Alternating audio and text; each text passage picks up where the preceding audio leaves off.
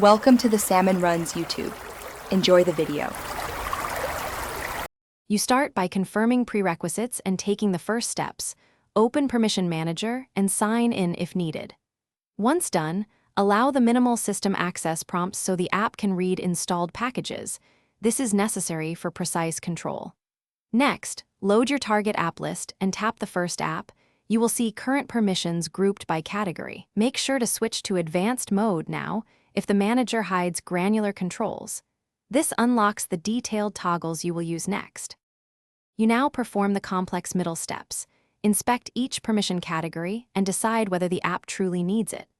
Once you choose, use the toggle or drop-down to set Allow, Deny, or Limited Access like Only while using. This reduces background usage and privacy risk.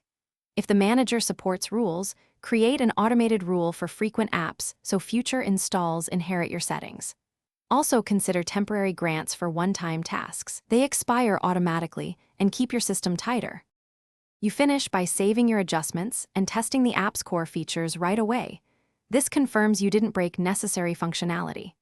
Once tested, tighten any permissions that were left broad and, if available, enable alerts for permission changes.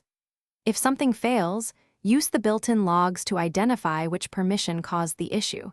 Clear the app's cache or reset its permissions to defaults and reapply restrictions carefully. This quick troubleshooting step fixes most problems without reinstalling the app. Thanks for watching. Consider subscribing if we helped you.